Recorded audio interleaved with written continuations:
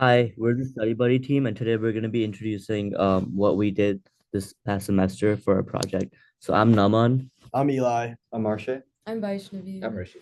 Yeah. So we're just gonna go super quick. I'm gonna log in with my persona and kind of show you how it all goes together. So Alex Chen's one of our personas, and we already have in the database. We could also create an account which like registers a user into the database. I'm just gonna log in with Alex Chen's credentials. Yeah, Um, so the Study Buddy isn't, we designed it because we wanted to allow students that didn't really have friends in their classes to find partners to study with.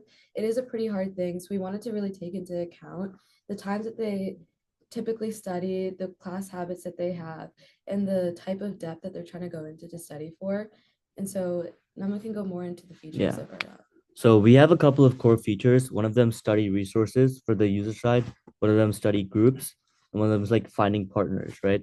So for study resources, you can see here Alexian has a couple of resources already. And yeah, so as you can see, the database class is also one of the resources here. And so he can add resources like this. So it has to be a link. So I'm not going to add one right now, but you can post one. Like just be like um, and this would add it to his resources. And study groups, similar thing. This is his current study groups, but we have a bunch in the database that we could go through. So yeah, we could join any of them. So I could join AI concepts and study group. Um, and this would reflect if I go back here. Yeah, so it shows here. And similarly, I could also like make a study group. So if I can just name it test for a demo, and these are optional fields I can do create, and I could search for it here.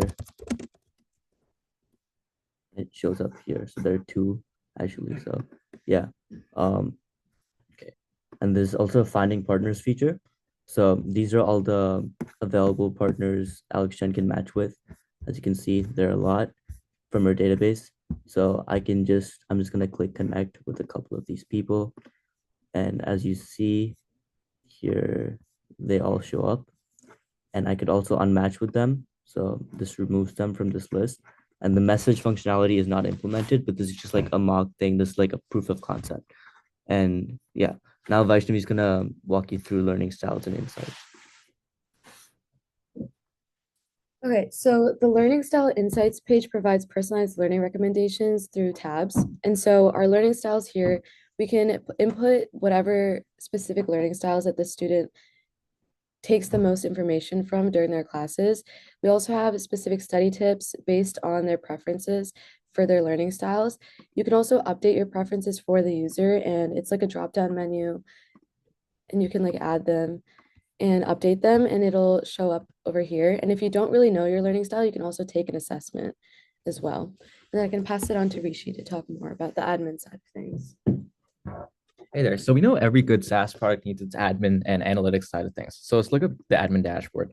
First, we get a few analytics of how many users we have on the platform, how many admins we have, and the other features we have is looking at the user management. We have all the users here, and we have a couple buttons. We can delete a user, we can edit their information, and even flag a user if they have like maybe issues with their account.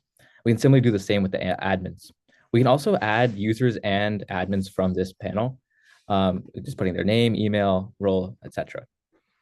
I'm going to hand it off to Arsha and Eli to give you some of the more analytics facing features. Thank you, Rishi. So I'm going to go into the data analytics page now, which is for our Sophia Chen persona. Lots of features here. This is, I guess, like the main dashboard of it. You can see the student distribution by their major, as well as student matches distribution. Also gives you the active study groups and the retention rate. The next page is the student matching page. So here we can see the total matches. Previously, there were actually 21. After our demo, now there are 23 because we added two new ones. We have the success rate and the average match time that it takes, as well as the three most recent matches. I'll now hand it off to Arshay to go into the retention analysis and academic insights. But before I let him do that, I want to sort of touch on this part of it, which is the more features that we could add for, I guess, like information that users will add about themselves down the line, right? Like almost in a scalable way, we could then get more insights from. So this really has like no limitations. Take it off. All right, so we have certain features like retention analysis and academic insights. So for retention analysis, we have a graph that basically shows us when matches are created. So as you can see here, March 24th, we have one match made. And obviously, as new matches pop up, they'll populate the graph accordingly as when they're made. Match statistics will tell you the total amount of matches, and then it'll give you a range from when the first match happened to when the most latest one happened. So as you can see, the latest match is today. And then for academic insights, we get to see course performance analytics in real time, basically just telling us how many students are in each courses to show us what are popular courses to focus our analytics on. And then we have a bit more data here, and then we can also zoom and mess around with the graphs. And then for cross-major course participation, we have the number of courses taken by major, and we just get to see how many students are in each of those. We hope you enjoyed watching this. Thank you. Yeah. Thank you for looking at our project. I hope you enjoyed it. And yeah.